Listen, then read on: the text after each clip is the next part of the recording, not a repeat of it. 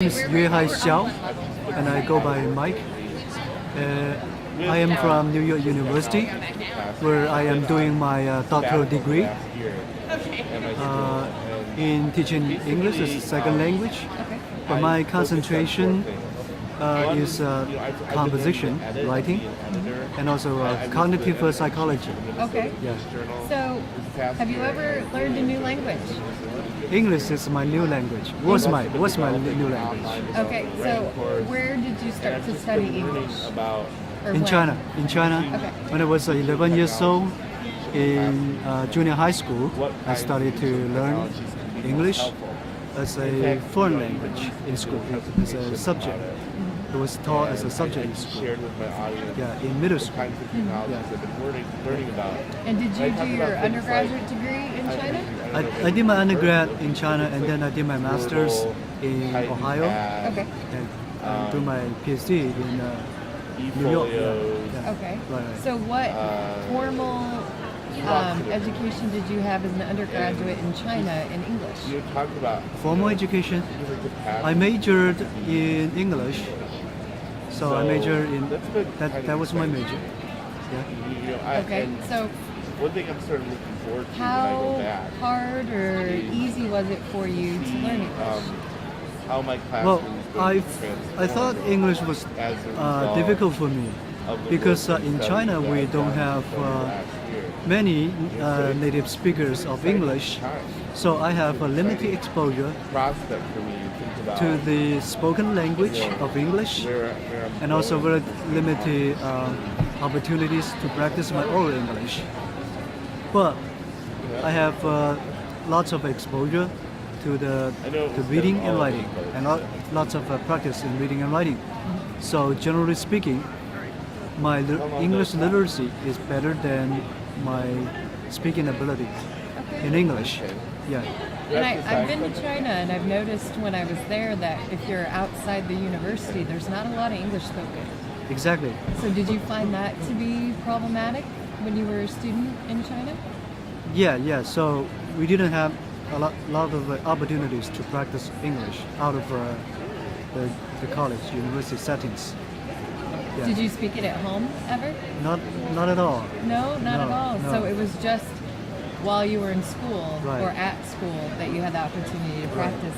Right. Have you ever helped someone else learn a new language? Yeah, so I have been an English teacher for over 10 years.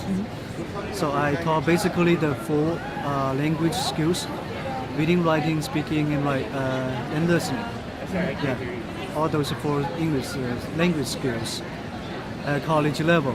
So most of my students were college students or adults. Was this in the U.S., elsewhere, in China? that you were Both teaching? in the Both? U.S. and also in China. In the U.S., I was a graduate teaching assistant.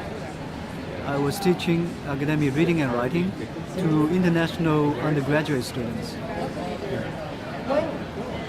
What similarities did you find teaching English in China and in the U.S., if any, with the students? Oh, similarities. I think the students, they need lots of exposure and lots of practice, no matter what, regardless of what language skills. I think those are the key things for them to improve their language skills.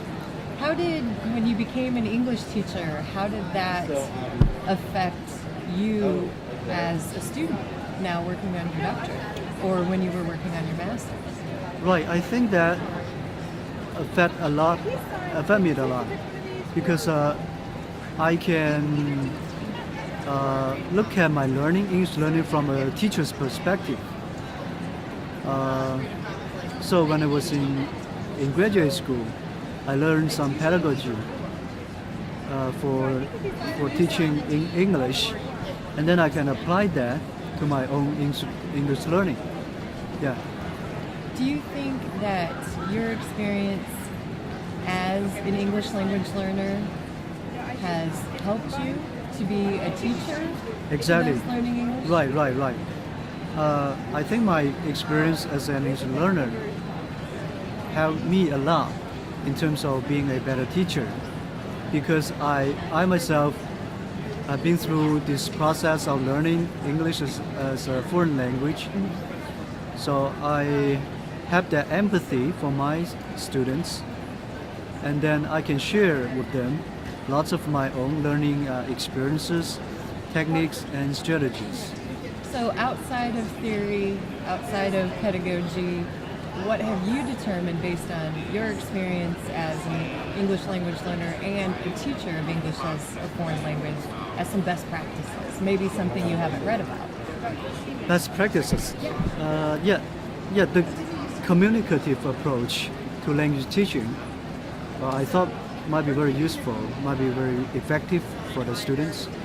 And also, I think another thing is that focusing on meaning rather than the language form or grammar might be a better way to learn the language. For example, in a communicative context of situation, the two interlocutors might need to focus on the meaning rather than on the grammar. Yeah, I see. yeah. Okay. And do you feel as though you probably struggled at first as a student learning a new language, but now, how does that, I guess, in sum, what could be a few statements to summarize your literacy narrative, your journey as an English language learner? What do you think? Summarize. Well, first of all, I think my literacy, my Chinese literacy, which is my first language, native language, I think it's plays an essential role in my learning experience of English literacy. Because I think that's the basis to build upon for learning a second language. Without that, I wouldn't have been able to process information in English in an efficient way, effective way. Yeah. So do you think learning English helped you become even more literate in Chinese? I think both. Yeah, both my Chinese is helping my English, and also my English is also helping my Chinese. That's great. Yeah. So do you have anything you'd like to add to your narrative? My narrative, well, I think, yeah, I myself have multiple roles in terms of learning English. I was a learner, and I'm still a learner, and I'm a teacher of English, and also a researcher of English.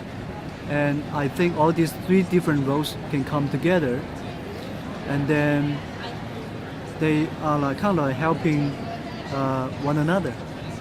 I mean, my different roles are helping myself from different dimensions, different perspectives. So that it's been a very complementary process. Exactly, yeah. Well,